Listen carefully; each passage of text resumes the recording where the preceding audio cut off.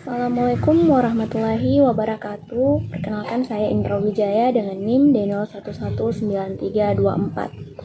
Pada video kali ini saya akan menjelaskan tentang final soal ketiga saya, di mana pada tugas final soal ketiga ini kami diminta untuk menganalisis suatu tugas akhir dan dijelaskan dalam suatu video.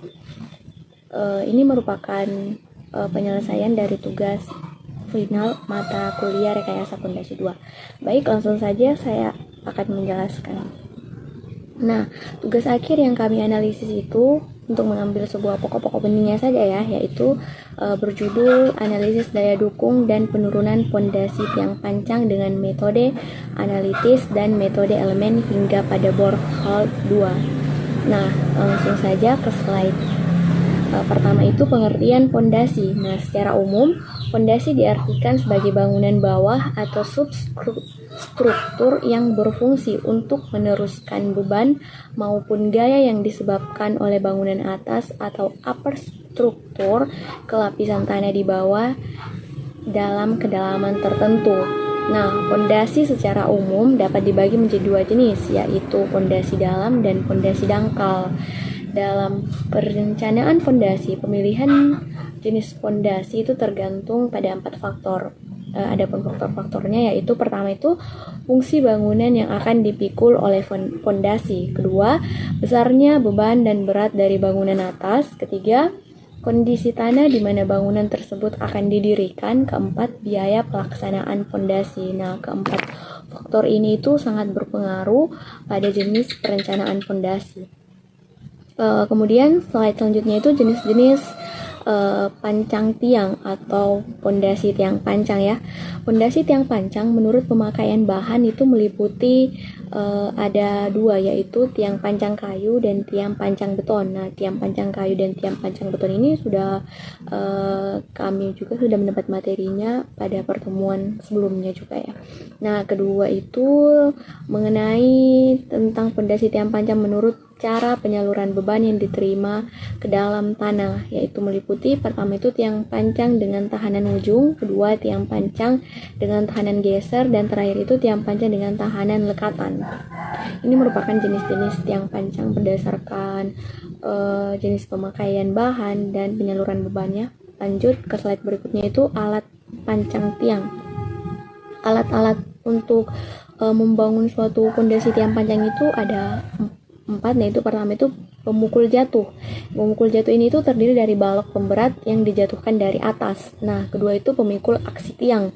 Pemikul aksi tiang ini itu berbentuk memanjang dengan rem yang bergerak naik oleh udara atau uap yang terkompresi. Ketiga itu pemikul aksi double atau menggunakan uap atau udara untuk mengangkat rem dan untuk mempercepat gerakan ke bawahnya.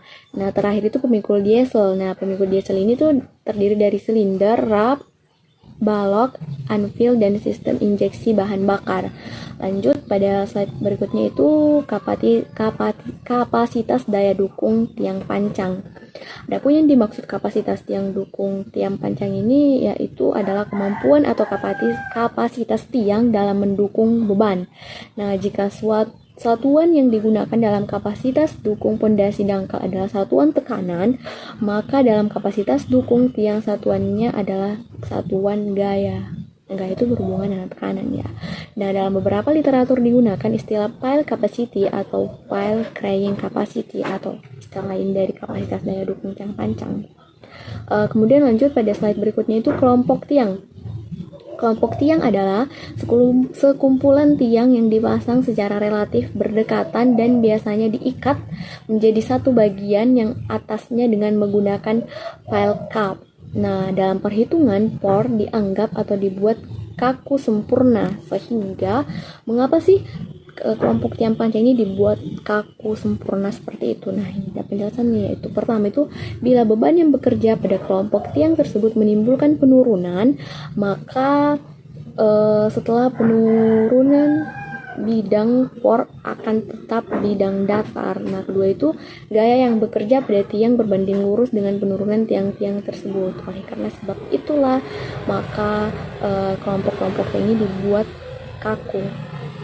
Nah, lanjut, efisiensi kapasitas kelompok tiang. Efisiensi kelompok kapasitas tiang menurut Kaduto itu yaitu ada terbagi beberapa faktor, ada 7 faktor ya. Kita lihat.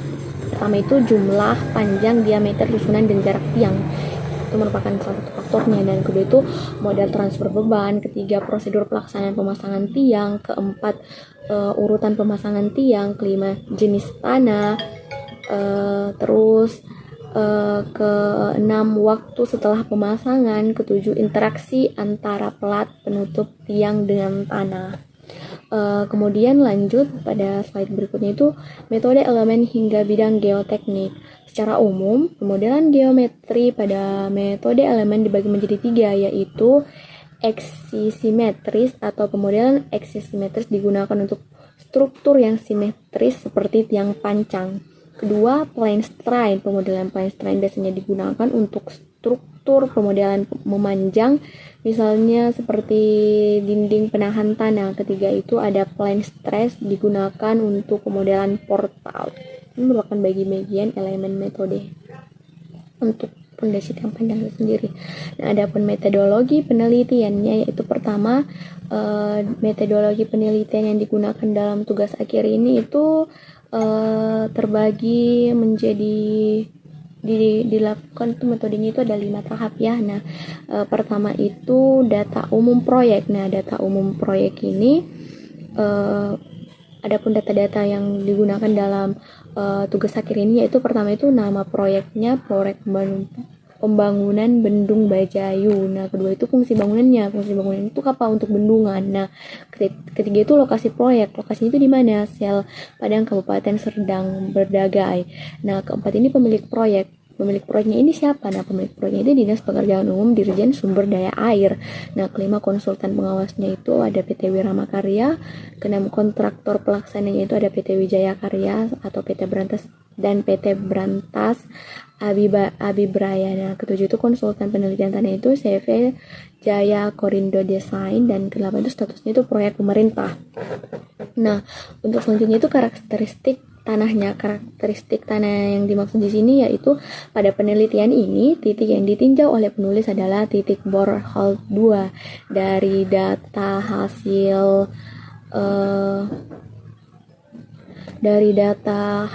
pengujian SPT dan sordir. Ini dapat diketahui karakteristik tanahnya itu seperti yang tertera pada tabel di samping ya. Itu di sini tuh merupakan tabel deskripsi tanah borehole 2 dari hasil SPT. Nah, di sini dapat dilihat ada beberapa kedalaman, mulai dari kedalaman 0 sampai 2,8, 2,8 sampai 85 sampai 610, 610 sampai 8,05, kemudian 8,9 sampai 15 dan 15 sampai 25. Nah, di sini tuh ada tebal lapisnya juga tiap kedalaman. Nah, kemudian ada deskripsi tanah tentunya, karena deskripsi tanah ini menunjang kita untuk mengetahui fondasi apa sih yang bakalan digunakan untuk bangunan bendungan ini. Nah, selanjutnya itu metode selanjutnya itu data terkini tiang pancang. Nah, data terkini tiang pancang ini dalam proyek ini digunakan fondasi tiang pancang dengan spesifikasi sebagai berikut. Nah, spesifikasinya ini didapatkan dari data karakteristik tanah di atas tadi ya. Itu pertama jenis pondasi yang digunakan itu pondasi tiang pancang beton. Nah, diameter tiang pancangnya itu diameter 300 mm sampai diameter 400 mm. Nah, kemudian panjang tiang pancangnya itu 10 meter, kemudian mutu betonnya itu dipakai K600. Nah, jumlah tiang pancang pada tubuh bendung itu 890 buah, jumlah tiang pancang per pelkapnya itu 36 buah. Adapun fungsi tiang pancang pada bendung di sini yaitu pertama untuk meneruskan beban bangunan yang terletak di atas tanah lunak ke tanah pendukung yang kuat. Nah, kedua itu untuk mengikat atau mengukur bangunan yang dipengaruhi oleh gaya angkat ke atas akibat tekanan hidrostatis atau momen penggulingan. Nah, ketiga itu untuk menahan gaya-gaya horizontal. Nah, gaya-gaya horizontal yang dimaksud di sini yaitu air ya, karena kan air itu melaju secara horizontal. Nah, selanjutnya itu metode pengumpulan datanya. Untuk mendukung penulisan tugas akhir pada penulis, maka penulis di sini itu memperoleh data dari proyek pembangunan Bendung Bajayu itu adalah data-data sebagai berikut ini. Itu pertama itu ada hasil penelitian penetrasi sondir sebanyak 7 titik, kedua itu bor mesinnya itu ada 2 titik, nah ketiga itu pengujian standar penetration test atau SPT itu 2 titik masing-masing borehole, karena kan di sini digunakan borehole 2 titik ya. Nah kemudian tuh selanjutnya dilakukan uji laboratorium. Nah kelima itu denah dan detail pondasi. Untuk mendukung penulisan tugas akhir ini tentu memperoleh banyak data-data ya. Nah di sini dari data pondasi inilah data-data itu dikembangkan juga. Adapun data-data lanjutan yang dicari itu yaitu pertama ini hasil penelitian penetrasi sondir sebanyak 7 titik. Nah kedua itu bor mesin itu juga 2 titik. Nah ketiga itu pengujian standar tesnya itu masih ada uji ini sama saja ya, sorry. Nah kemudian itu metodologi penelitian selanjutnya itu yang terakhir itu tahap penelitiannya, dimana setelah kita mengetahui di proyek mana kita kita meneliti, kedua itu menentukan karakteristik tanahnya, kedua itu data-data dari tiang pancang yang akan digunakan, setelah itu mencari datanya dan kemudian dilakukanlah penelitian. Nah dalam penelitian ini beberapa tahapan pelaksanaan itu sehingga tercapai tujuan dari penelitian. Tujuan dari penelitian itu mungkin sama-sama kita baca pada bab 1 dari tugas akhir ini ya. Nah untuk memudahkan pencapaian tujuan tersebut, maka penulis melakukan tahapan yang dilakukan tadi, ada 5 tahapan ini ya. Nah kemudian lanjut pada slide selanjutnya itu hasil dan pembahasan, di mana hasil dan pembahasan ini dijelaskan ada 3 perhitungan yang digunakan, yaitu pertama itu perhitungan daya dukung aksial tiang pancang, nah kedua itu menghitung kapasitas daya dukung lateral pondasi tiang pancang, dan ketiga itu menghitung kapasitas kelompok tiang pancang berdasarkan efisiensi. Nah menurut saya ya, perhitungan daya dukung aksial tiang pancang ini ya untuk mengetahui kuat tiang pancang kita dibandingkan dengan gaya yang ada tentunya. Nah kedua itu untuk menghitung kapasitas daya dukung lateral tiang pancang ini untuk mengetahui seberapa kuat gaya yang kita salurkan pada tiang pancang yang kita gunakan. Nah ketiga ini menghitung kapasitas kelompok tiang pancang. Nah tentunya pada perencanaan bendung ini ada beberapa kelompok tiang pancang yang digunakan. Nah untuk itu kita saling menghubungkannya agar semua itu berjalan dengan semestinya, ceritanya seperti itu. Nah untuk mengetahui lebih lanjut tentang 3 perhitungan ini sudah kami baca juga tentunya di tugas akhir yang tertera. Nah di sini saya akan menampilkan sedikit hasil-hasil data. Nah contoh perhitungan daya dukung pada kedalaman 1 meter berdasarkan data sondir satunya, yaitu perlawanan penetrasi yang didapatkan itu sebesar 7 kg per cm kuadrat, ada penambatan lekatnya itu 28 kg per cm, luas penampan tiangnya itu 14 per pi 42 atau 12,57,143 cm kuadrat. Adapun kelilingnya yaitu 40 pi atau 125,600 cm. Adapun kesimpulan dari adapun kesimpulan dari tugas akhir yang kami rangkum ini sebagai berikut. Nah, berdasarkan hasil perhitungan dari proyek pembangunan Bendung Bejayo Sel Padang Kabupaten Serdang Bedagai Sumatera Utara, maka didapatkan kesimpulan seperti berikut. Dari hasil tugas akhirnya ini ya, saya langsung menyalin komputer saya. Nah, adapun itu pertama yang diperoleh itu hasil perhitungan untuk data sondir, SPT, calendaring, dan hasil PSDA test diperoleh nilai daya dukung ultimate untuk diameter 0,4 meter pada borehole 2 seperti tampak pada tabel di bawah. Nah, di sini itu ada 4 metode perhitungan yang digunakan. Pertama itu metode sondir, kedua SPT, ketiga PDA test, dan keempat itu calendaring. Nah, di sini tuh masing-masing digunakan pada kedalaman yang ditentukan, terus diameternya itu sama. Sondir itu digunakan pada diameter paling atas, dan metode lainnya itu digunakan pada diameter yang pada kedalaman yang sama. Nah, di sini pun diperoleh data-data daya dukung ultimate-nya ya, dimana di sini yang paling tinggi itu ada di data perhitungan sondir. Nah, kedua itu data yang diperoleh yaitu daya dukung ultimate dan daya dukung izin tiang panjang diameter 0,4 sama saja tadi ya. Nah, di sini dapat dilihat, nah pada daya dukung ultimate dan daya dukung izin ini itu cuma digunakan metode sondir dan SPT. Nah, di sini itu karena di sini tuh daya dukung izinnya itu untuk sondir itu sendiri 79,976 ton dan untuk SPT itu 43,04 ton. Ketiga ini ada hasil perhitungan kapasitas daya dukung ultimate lateral tiang pancang. Nah, daya dukung ultimate lateral tiang pancang di sini itu digunakan dua metode juga, metode analitis dan metode grafis. Nah, metode analisis ini diperoleh key ultimate dan key izin. Nah, di mana masing pada dua metode ini metode perhitungan secara grafis itu lebih tinggi daripada metode analisis. Nah, keempat yang diperoleh itu nilai efisiensi kelompok tiang atau ES dengan metode converse Leber. Nah, di sini itu ada 3 metode juga ya yang digunakan. Ada metode converse Leber, metode Los Angeles, dan metode Feld. Nah, di sini tuh efisiensinya itu ada beragam-ragam, tapi paling tinggi itu metode Los Angeles.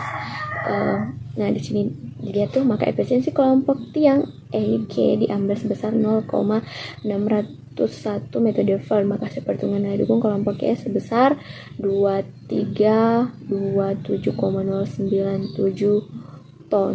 Di sini digunakan yang paling kecil ya, yang paling efisiensi yang paling kecil, karena kita di sini melihat efisiensi yang kemungkinan membuat kita itu membangun secara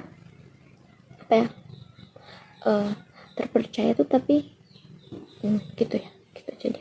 Nah, kelima ini ada hasil penurunan tiang pancang diperoleh dengan menggunakan Paulus dan Davis dan metode penurunan elastis, dapat dilihat pada tabel di bawah. Itu penurunan tiang pancangnya itu ada penurunan Paulus dan Davis dan penurunan elastis. Nah, di sini itu hasil penurunan tiang pancangnya itu lebih kecil di penurunan elastis.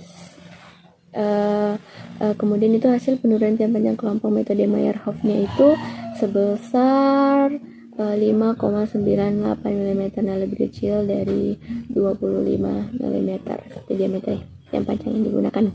Nah, 7 selanjutnya itu hasil perhitungan daya dukung ultimate dan penurunan tiang panjang pada borehole 2 dengan diameter 40 cm atau 0,4 meter tadi ya, digunakan program metode elemen dapat dilihat pada tabel di bawah. Nah, di sini daya dukung ultimate itu 120,436 dan penurunannya itu 38,4. Kondisi di atas itu sama saja dengan kondisi yang diamati sekarang ini. Nah, 8 ini ada nilai tekanan air pori pada borehole 1. Nah, menggunakan program metode elemen hingga dapat dilihat pada tabel di bawah ya. Ini metode elemen saja. Nah, sebelum konsolidasi itu tuh tekanan air pori itu 69,43. Nah, setelah adanya konsolidasi itu air pori itu sebesar 0,846 kN kuadrat. Nah, selanjutnya ini hasil yang diperoleh itu lamanya waktu proses konsolidasi yang berlangsung dengan program metode elemen yaitu berlangsung hingga 1,97 hari atau 2 hari. Nah, selanjutnya itu dari hasil perhitungan di atas nilai dukung tanah berdasarkan hasil SPT, PDA tes dan Clendening atau metode INR itu dan metode elemen hingga semua itu tidak jauh berbeda sehingga dapat digunakan sebagai pembanding. Nah, pada metode-metode yang dilakukan ini tuh semua dilakukan pembanding yang mana yang pas untuk kita gunakan nilainya. Nah, terakhir ini kesimpulannya itu penurunan yang diperoleh dari perhitungan dengan metode elemen hingga cukup besar, yaitu 38,69 mm. Hasilnya berbeda jauh dari hasil perhitungan secara analisis. Besarnya penurunannya dapat dipengaruhi oleh parameter-parameter masukan pada saat pemodelan. Namun sebagai pembandingnya, berdasarkan hasil tes PDA di lapangan, nilai penurunan terjadi juga cukup besar, yaitu 26 mm. Nah, ini tuh dapat dipengaruhi karena adanya elemen-elemen yang lain masuk pada saat mengalukan metode-metode ini. Mungkin itu saja yang dapat saya sampaikan, kurang lebihnya mohon dimaafkan. Wassalamualaikum warahmatullahi wabarakatuh.